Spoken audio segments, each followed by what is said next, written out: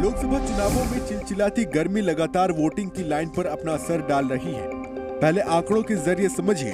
असम में 81.61%, बिहार में 58.18%, छत्तीसगढ़ में 71.06%, दादर और नगर हवेली और दमन और दीव में 69.87%, गोवा में 75.20%, गुजरात में 58.98%, कर्नाटक में 70.41%, मध्य प्रदेश में 66.05%, महाराष्ट्र में 61.44%, उत्तर प्रदेश में 57.34% और पश्चिम बंगाल में 75.79% वोटिंग हुई है।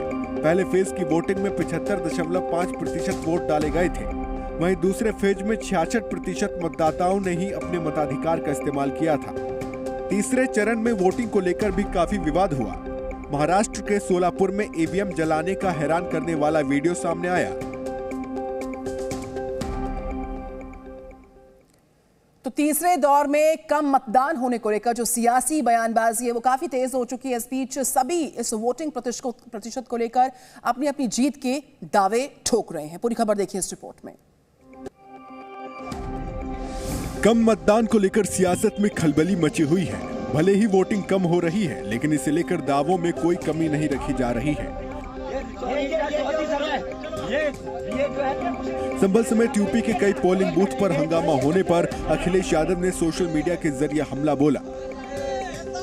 बीजेपी जितने व्यवधान पैदा कर रही है, उससे जनता में ये संदेश चला गया है कि बीजेपी हार रही है। 3 चरणों में जनता ने बीजेपी को 3 दशकों मतलब 30 सालों के लिए देश की राजनीति से बाहर कर दिया है।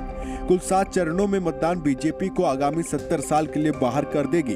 तब हारे हुए बीजेपी अपनी नकारात्मक राजनीति पर अपना सिर धुनते हुए 70 साल का राग अलापेंगे। इनको ये पता नहीं है कि सरकारें बदलती हैं और जब सरकार बदलेगी तब इनको पता चलेगा। कांग्रेस के वरिष्ठ नेता दिग्विजय सिंह ने कम मतदान को लेकर ईवीएम पर सवाल उठाए हैं। तो बीएसपी अध्यक्ष मायावती ने भतीजे आकाश आनंद को नेशनल कोऑर्डिनेटर समेत कई पदों से हटा दिया है। मायावती ने ट्वीट किया और ट्वीट कर आकाश में मैच्योरिटी की परिपक्वता की जो कमी है उसको इस कार्रवाई की वजह बताया है। लोकसभा चुनावों में मायावती ने प्रचार और पार्टी का जिम्मा जिन कंधों पर रखा था, उनके मुताबिक अब वो कंधे परिपक्व नहीं है। जी हां, मायावती ने अपने भतीजे आकाश आनंद के खिलाफ बड़ा फैसला लेते हुए आकाश को नेशनल कोऑर्डिनेटर समेत कई पदों से हटा दिया है। सोशल मीडिया पर मायावती ने इसे लेकर 3 बयान दिए। उन्होंने लिखा कि मैंने आकाश आनंद को बीएसपी के राष्ट्रीय समन्वयक और अपना उत्तराधिकारी घोषित किया, लेकिन पार्टी और आंदोलन के व्यापक हित में उन्हें पूर्ण परिपक्वता प्राप्त होने तक इन दोनों महत्वपूर्ण जिम्मेदारियों से अलग किया जा रहा है। मायावती के इस फैसले पर कांग्रेस ने हमला बोला है कि वो तेज बोल रहे थे, समाज के हित में बोल रहे थे। कहीं भारतीय जनता पार्टी के कहने से या दबाव में तो आप उनको नहीं हटा रही है। वहीं बीजेपी ने मायावती के इस कदम पर अपनी प्रतिक्रिया दी है। मायावती बहुजन समाज पार्टी को एक प्राइवेट लिमिटेड कंपनी की तरह चलाती है और इसीलिए जब जेल में आता है, जैसे निर्णय करना चाहती है वैसा निर्णय कर लेती है।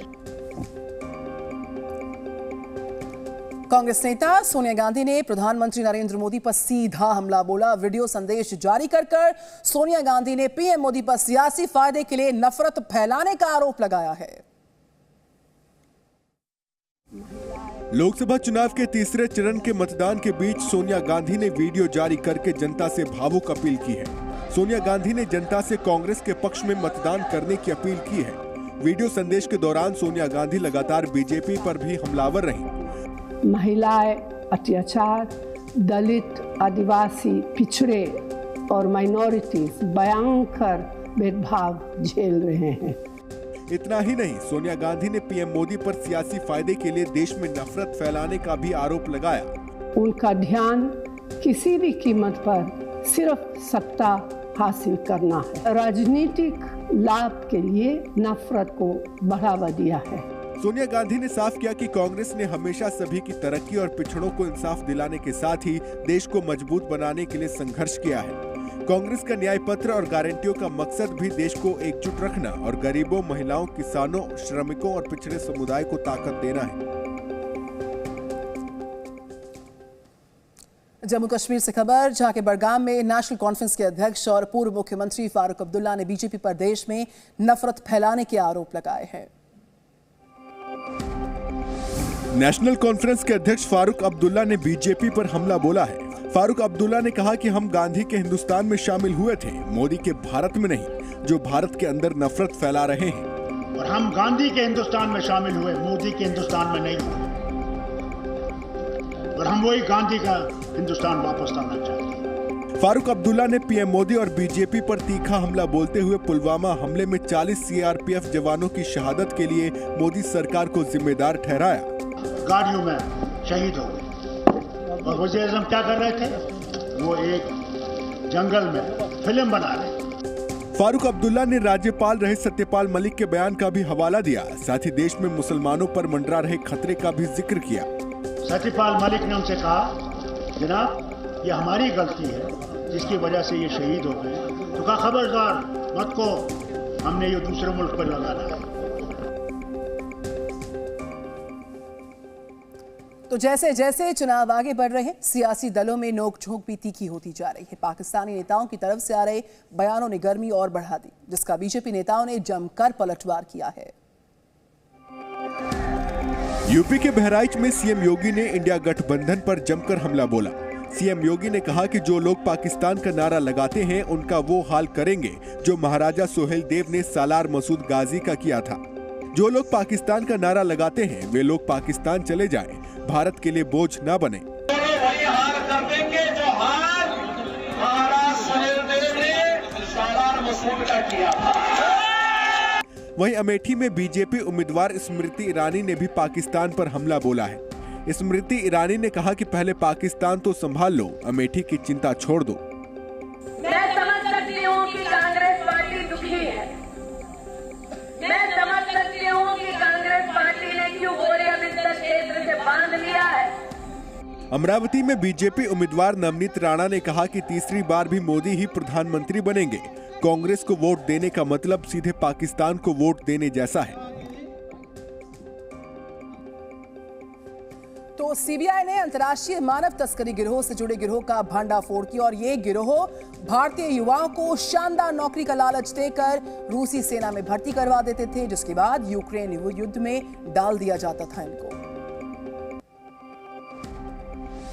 केंद्रीय जांच एजेंसी सीबीआई ने रूस यूक्रेन युद्ध में अवैध तरीके से युवाओं को भेजने के मामले में 2 लोगों को गिरफ्तार किया है। एजेंसी ने इस मामले में आपराधिक साजिश, धोखाधड़ी और मानव तस्करी से संबंधित धाराओं में केस दर्ज किया है। इससे पहले सीबीआई ने 6 मार्च 2024 को मानव तस्करी के एक बड़े रैकेट का खुलासा किया था। सीबीआई ने 7 राज्यों में 10 जगहों पर छापेमारी की थी। युवाओं को आकर्षक नौकरियों की आड़ में धोखा देकर रूस यूक्रेन युद्ध क्षेत्र में भेजा जा रहा था। बताया जाता है कि युवाओं को सोशल मीडिया और एजेंटों के जरिए संपर्क किया जाता था। हाई सैलरी की लालच और नौकरियों के झूठे वादे कर रूस ले जाते थे। रूस से कई ऐसे वीडियो भी सामने आ चुके हैं जिसमें दिखाई दिया था कि जंग के बीच युवा युद्ध में फंस गए, जबरन युवाओं को युद्ध में भेजा गया। भारतीय युवाओं को विदेश में नौकरी का झांसा देकर रशिया यूक्रेन में फ्रंट लाइन युद्ध एरिया में ट्रेनिंग के बाद तैनात किया जाता था।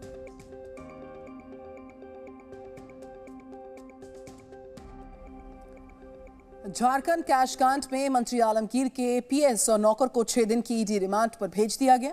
ऐसा बताया जाता है कि 10,000 की घूस की जांच का दायरा बढ़ा, जिसके बाद कैश फ्लो की कहानी सामने आ पाई। रांची में ईडी की टीम ने 2 दिनों के भीतर 35 करोड़ से ज्यादा की रकम बरामद की। काले धन के खेल में दिलचस्प जानकारी सामने आई है। महज 10,000 रुपए के चक्कर में 35 करोड़ के खजाने तक ईडी पहुंची है। टेंडर में कमीशन का खेल सामने आया है। 14 नवंबर 2019 को एंटी करप्शन ब्यूरो ने जूनियर इंजीनियर सुरेश प्रसाद वर्मा को एक ठेकेदार से 10,000 रुपए रिश्वत लेते पकड़ा था। ये रिश्वत विकास शर्मा नाम के एक ठेकेदार से ली जा रही थी। विकास शर्मा ने इसकी शिकायत झारखंड के एंटी करप्शन ब्रांच में की थी। इस 10,000 की रिश्वत की गुत्थी को सुलझाते सुलझाते ईडी भी जांच में शामिल हुई, जिसके बाद ईडी की टीम ने 35 करोड़ की रकम पकड़ी। वहीं झारखंड के मंत्री आलमगीर के पीएस संजीव लाल और उसके नौकर जहांगीर आलम को गिरफ्तार कर ईडी की रिमांड में भेजा जा चुका है। दोनों को ही 6 दिन की ईडी की रिमांड में भेज दिया गया है। अब 13 मई तक संजीव लाल और जहांगीर आलम ईडी के सवालों का सामना करेंगे।